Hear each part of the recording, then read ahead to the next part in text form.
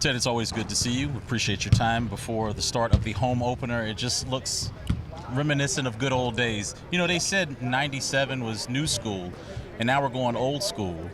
I would want to start with just describe your emotions tonight as we welcome the fans back. It's back to the future, and it's wonderful to just walk around and be with fans and get some high fives, and people are excited. We're going to have a full house tonight. People are happy with the old school look. And by the way, I'm proud of you. You did a really, really good job, Game One. And I appreciate the opportunity. Yeah, it's great. You can tell you've been around the game, you've been around the players, you've been around the league, and it was a real good broadcast. Very I appreciate good. that. We set a standard. We want to keep it there. Yeah, very good. You know, one of the major topics in the NBA over the years has been just how teams are built. There's this notion that you're either competing for a championship or you're getting young players, and that T word is often used, which I won't use. I want you to kind of describe to fans what your philosophy is on building an NBA team. Well, the NBA is very different than the NHL, which I know very well. I think the way you build or rebuild is you have to use the draft, you have to use free agency, you have to use trades. You have to be able to have an organization that is fundamentally sound enough that when you have good players, they want to stay. Mm-hmm. And that's really what we were doing with Brad during the offseason. We drafted him, developed him, became an all-star player, and he wanted to stay here. We wanted him to stay here. And, you know, this notion of tanking, tanking's illegal in the NBA. I'll never forget I got asked that question. I've been quoted on it a lot now. They recycled the quote. It was in London. We were together with Adam Silver standing right next to me, and they said, "Are you going to tank?" And I said, "Well, tanking's illegal, and no, we'll never ever tank, right, Adam? But we'll rebuild." And there's this common theme in the NBA of use the draft, use free agency, use the waiver wire, use the G League, use every tool at your command. And you want to be able to compete. You want to be able to have a team that the fans can be proud of. You want a team that can make the playoffs. If you don't make the playoffs, you can't compete for a championship. Right. And so we do set out every year to try to have a team that can make the playoffs and can stay healthy. This is kind of a game of attrition a lot too. We haven't been very, very fortunate in that our best players year after year, our highest paid players, seem to be the ones that get injured. And so right now I keep making investments in the other side of the organization, the medical and the mental health side and the training side and the travel and the broadcast and just everything that we can do to have a good team, a good fan experience. And then you have to have coaches, you have to have a general manager, you have to be able to trust them that they have a vision that can make the team incrementally better and better until you can punch through and go deep into the playoffs and compete for a championship. As a follow-up, do you get a sense before a season starts just how good your team is by the conversations you've had with your general manager, your head coach, maybe the star players? Do you get a sense early on, barring anything unforeseen like an injury, how good a team could be? Well, we've rebuilt this team so quickly, so fast in terms of players since Tommy's been named the GM. It's really only Brad. Mm-hmm. And Brad has said that he's never played with as good of a big man as KP. Yep. We really haven't had the kind of depth and a good mix of veterans and younger players. We have a lot of young players. We're a very tall team now. We've rebuilt the team. Used to be a small man's game. It seems now it's a big man's game. I think we're the second tallest team, a third tallest team in the league. We're in the middle of the pack in terms of age. I think we're 15th or 16th youngest team. And so, really what we're trying to do is have Brad and build around Brad. I think we have some good young players that are ready to take the next step. And we have to focus on right now, game after game. It felt good to win the first game. Yeah. There were moments where we were all nervous, but we came out with the win. And now we want to play our first home game and start to build some momentum. And that, I think, is going to be very, very important for us. We know how stacked the East is, but the West is stacked too, right? There's a lot of good teams. That's the great thing about the NBA. Every game matters, and there is a difference now, because I do think that there's not the big space in between the championship caliber teams and the teams in the middle of the pack. And that's why I think making the playoffs becomes so important and such a rallying cry. And once you get in the playoffs, anything can happen, especially if you stay healthy. We recently just came back from Japan, and I called it a cultural exchange. I thought it was a really good opportunity to learn their culture. I thought Rory was a tremendous ambassador, not only for the organization, but for his country. And we have international players, and you've often told me over the years that you really feel like DC is like an international city. I mean, from where everyone comes, when you talk about the embassies, do you feel like the game of basketball is global now? Oh, without a doubt. It's global. It's the second most participatory sport on the planet, soccer and basketball, and I think over 1 billion people either say that they play basketball or they watch basketball, and that's why the NBA is, the quality of play is so incredibly high. You basically have 15 players per team, 30 teams with 1 billion people thinking that they can play the game, and so it's an international game. We don't draft because someone's from Japan or someone's from Israel. We draft because they're the best player that's available at that time. If you remember the year we took Denny, he was slotted to be much higher in the draft. He kind of fell to us. And when you look around, the one thing that I can say about international players is they're taught a game that's a bit more fundamental. You look at the MVP the last couple of years, you wouldn't think he would be an AAU player, right? He's very fundamentally skilled. He sees the court. He plays a beautiful game.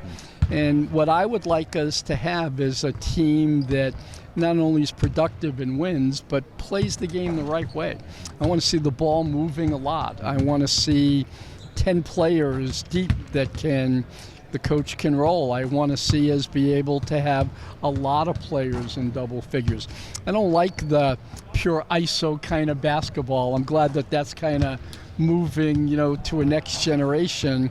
And it's back to like a little bit of the 60s, but with more athleticism, where you've got to be able to see the floor. Intelligence really matters. Court sense really matters. Being coachable, I think, is a trait now that organizations are looking for.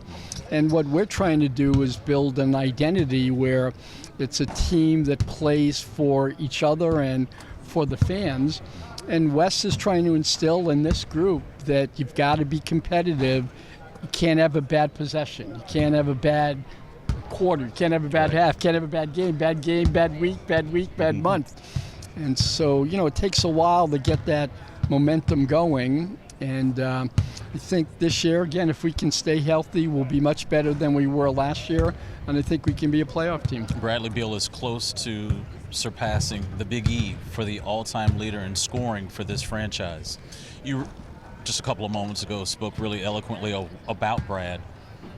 You recently made another long-term commitment to him. What is it about him that you are comfortable making him the face of your franchise? I think he's sincere in wanting to win here. He has been here in the community with the fans, and he experienced the Cap Stanley Cup win. He saw all the pain that an Alex Ovechkin went through. Alex could have gone anywhere, and Alex stayed here and won a cup. And he saw what that feels like. But there's something that makes you really want to be a part of the community, a part of the franchise. And so, I just look at Brad. He's such a high integrity person. He's a great player. He's really coming into his own as a leader. He's very accountable. He's very coachable. And, when a great player like that says, I'm in it with you, Tommy, I'm in it with you. Wes, I'm in it with you. What do you want me to do? How can we work together to get better and win a championship? you have to reward that. And then I think what happens is other great players around the league start to see, oh, it's a no-drama situation. Players want to be there. You're starting to attract and retain your players. And, we've always wanted to be a destination. D.C. is an unbelievable basketball town. And, my expectation is we'll be able to take steps positively, continue to move up the pecking order, if you will, on teams in the league. Let's talk about Alex Ovechkin really quick while we have you here. He is about to become the all-time goal scorer for one franchise in NHL history. You've made a commitment to him. He's vice versa for 18 seasons. What is it about the Great Eight on and off the ice that impresses you most? Well, again, like Brad, high integrity, a fidelity in his belief system, his consistency. He's never hurt. I never have to worry about, is he going to do something that is counter to teamwork? He still celebrates a teammate's scoring more than he celebrates his own scoring. And, it comes down to trust and love. And a lot of players, great players, don't trust their organization. They don't trust the coach. They don't trust ownership. They don't love the community. That's why they bounce around. And here you have two unbelievably great, gifted players who believe in the fans, who believe in DC, who believe in ownership. And, our success tipped totally when Alex was coming off of his rookie contract, and we negotiated two deals, his second deal and then his free agent deal. At the time you could do this in the NHL, he signed a 13-year deal. And as I've often said, David Stern called me and said, dumbest thing I've ever heard. You're supposed to be a smart guy, stupidest thing I've ever heard. And David was a pretty smart man, but boy, was he wrong there. And my regret was I couldn't have given him a 15-year deal. I remember the press conference. You were like, reports are not true. It's not a 10-year deal. It's a 13-year deal. And now he signed 5 years, and he'll start and end his career all in one city. And I think it's very possible he'll soon pass Gordie Howe and move in the second. And then he'll be able to pass Wayne Gretzky, which is an unbreakable record. The whole sports world, and certainly the whole hockey world, will be watching over the next couple of years as Alex does that. But we don't want to be a specialty show. We want to have a really, really good team that can compete for the Stanley Cup while he's in pursuit of those records. I think Brad has internalized that too. Leading the league in scoring, but playing on a team that's not very good, that's empty calories. That's not a good thrill. I love what he said too, like winning it here.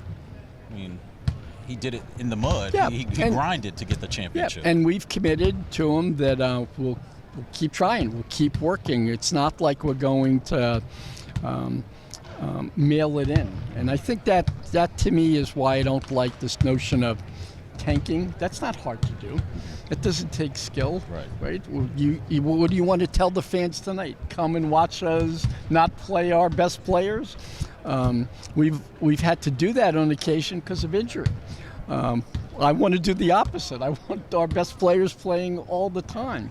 And I don't think players want to come to an organization that tanks. I think players want to come to an organization that they know has a sincere drive to win and do what's in the best interest of the players and the fans. And that's to be very, very competitive and keep trying, keep investing, and we'll do whatever it takes to build a great franchise. Let's talk about the fans real quick, briefly. What can they expect in terms of innovation here at Capital One Arena this season? Well, again, we make lots and lots of investments. We would get some complaints about how long it was taking to get in and out of the building. And the reason they were taking a long time to get in and out of the building is we had upped the safety and security.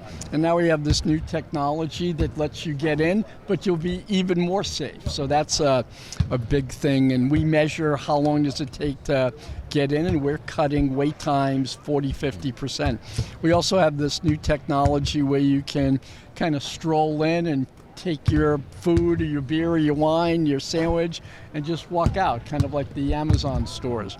And so we'll constantly be innovating. You see what we've done with the sports book.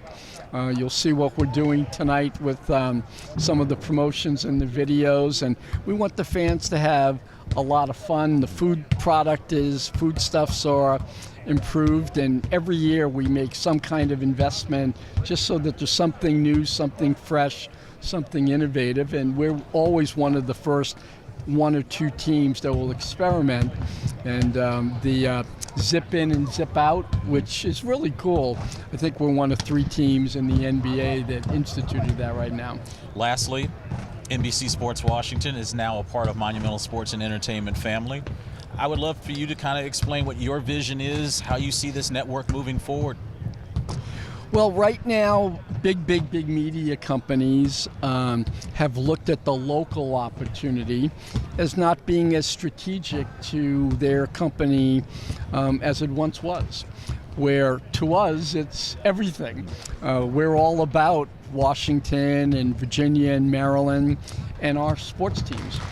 And to be sincere, Comcast's greatest company, NBC, greatest company, but they were de-emphasizing their levels of investment in the regional sports network.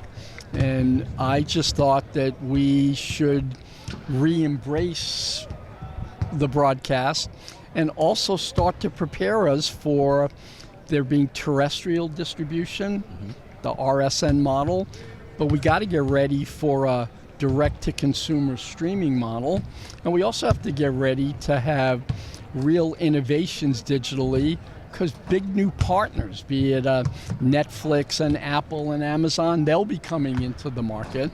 And so I said, this is really important to me, and I'm willing to take some risk and make investments and have the regional sports network that we owned 33% of, which was an uncomfortable position because we owned enough for it to really matter, but we didn't have a lot of influence. And we have a great partnership with NBC. They're helping us continue this year. It's still called NBC Sports Washington. But going into next season, we'll start to add a lot of value, new look, new feel, maybe some new directions on what we're going to do in the digital side. And but I'm committed to making investments. We're not cutting back. We're going to be adding and investing. And I think people are jazzed. People go, okay, we're wanted here, and we're important and we matter. And my goal is I want to build the world's most valuable regional sports and entertainment company. And buildings, venues like this, teams, networks, digital assets, esports, we're going to continue to build that platform, and that distribution terrestrially and digitally will become really, really important, as well as what we're doing next door, building a new esports center. We're making a huge investment next door in a new digital studio where you'll be working in and out of. And, you know, I think people, employees, if they see that you care, that you're putting your money where your mouth is, that you're showing that you want to continue to improve and be leading edge, I think that adds to employee satisfaction. And if people are happy and believe in you, and believe in the product, the broadcast will be great. And as I said, I was really thrilled with what I saw in Indiana. I thought you did a great job. I thought your chemistry with Drew was spectacular. I thought Megan did a great job as our new sideline reporter. The graphics were good, even though, you know, we just made an incremental change. And I want us every game, I want us every season to get better and better until it's kind of seamless, and that the network really becomes kind of the destination for this entire community 24/7. I don't want to see different markets retreaded information in Washington, D.C., which is what big companies do. They try to leverage. I just want us to be long-term about Greater Washington, all the teams here, all the news, all the entertainment options. And now we have a chance to innovate and invest, and I think you'll be happy and proud to work here. Ted, thank you so much for your time and your candor, as always. We appreciate it. Enjoy the game, and let's go have a season. Yeah, cool, man. Thanks. All right. Appreciate it.